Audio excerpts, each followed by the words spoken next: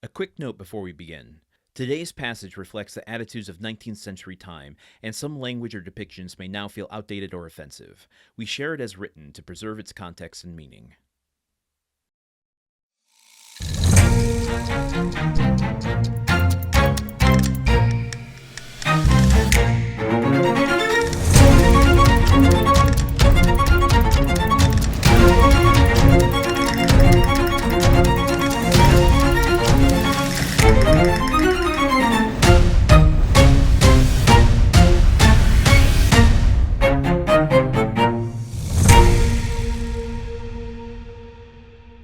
"Oh, they are simple enough," replied the host. "It seems the fellow had been caught wandering nearer to the harem of the Bey of Tunis than etiquette permits to one of his color, and he was condemned by the Bey to have his tongue cut out, and his hand and head cut off, and the tongue the first day, the hand the second, and the head the third. I had always desired to have a mute in my service, so, learning the day his tongue was cut out, I went to the Bey and proposed to give him for Ali a splendid double-barreled gun, which I knew he was very desirous of having. He hesitated a moment. He was so very desirous to complete the poor devil's punishment.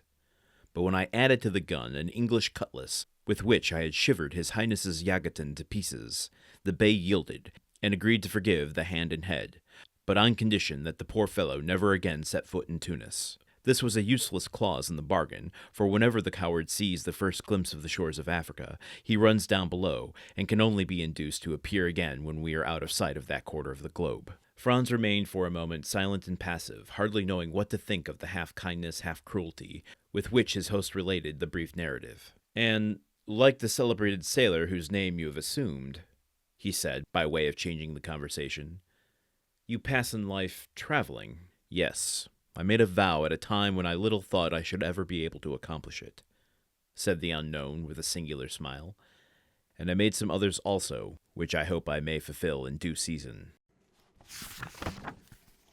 Pulling the veil back to the podcast for a second, I put a day between recording yesterday's episode and today's episode, just to kind of reflect on what is being presented to us here, in terms of stereotypes, in terms of racial insensitivities and stuff like that. And I don't intend to go any deeper into it other than to continue to acknowledge what we're dealing with here. But in doing so, something occurred to me. Something that I'm surprised has taken me a year to really wrap my head around, which is I wonder if I've been applying too modern of a lens to the idea of Dante as a protagonist. You think of, in the post-Star Wars era, the Joseph Campbell popularization of the hero undergoing the, mythological labors in order to redeem his soul, or, whatever of those archetypes you want to apply to it. But we have not spent time with Dante on this show particularly in months. And this is where I'm glad I read The Three Musketeers recently, because if you haven't read that book, and I'm not going to spoil it, but there's a very long section toward the end when we're no longer following D'Artagnan and the Three Musketeers. It pivots to a different character entirely. And I wonder if Dumas is operating more in service of the story as a character rather than the character as the story, if that makes sense. So the protagonist, the term no longer applies, but the protagonist is the story. So it really doesn't matter who we're following, and that allows him to change Dante from the underdog, hero character early on to what I was expecting to witness his transformation, get his vengeance or comeuppance, whatever it might be, and have, a redemption arc or a hero arc. I don't know that that's what we're looking at anymore. And I mention this because of this story that he tells. One line in particular: "I always had desire to have a mute in my service." Well, okay. See, that throws me through a loop as far as understanding his character. Because what does the word always mean there? I mean, before he was imprisoned, he would not have even thought of having a service, let alone having a mute in it. Same with most of the 14 years of his imprisonment, if not all of them, because during those 14 years, he wasn't certain that the treasure existed. So really, it's only upon getting the treasure and seeing what he can do with it that he recognizes, oh, I am so wealthy that I can have people working for me. I can build a sort of fiefdom for myself here on Monte Cristo. And that really accounts to, like, let's be generous here. Okay, so I don't know the exact math. I'm sure if you broke down this book, you could figure it out. But 8 years have passed since chapter 30. Let's say all of the disguise stuff he was doing with Caderousse and with Morel took place over a year, maybe 2.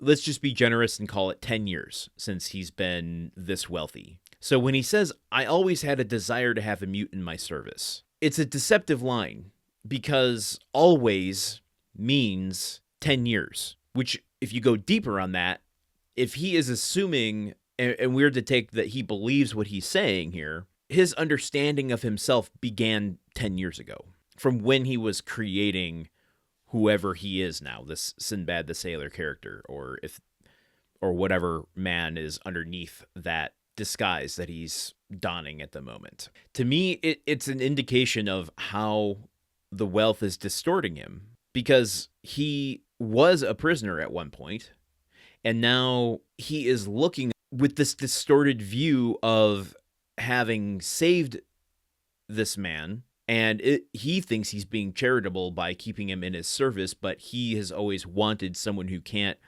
speak back to him, and now he has one. He sought him out and is acquiring a person. Again, let's acknowledge that is a very ugly part of the story and the world. Yeah, so I think from this point forward, I have to question my own assumptions over what I thought Dumas was going to do with Dante and do with this story. I'm not going to lie, that unmoors me quite a bit, because now I literally have no tether to the story, which I don't mind, because the story can just wash over me and, I can react to it, to whatever twists and turns and new characters come up, but I'm unmoored in terms of a generally understood roadmap of how character arcs go, which can be both exciting and makes me a little nervous for my job here on the podcast and how I'm going to actually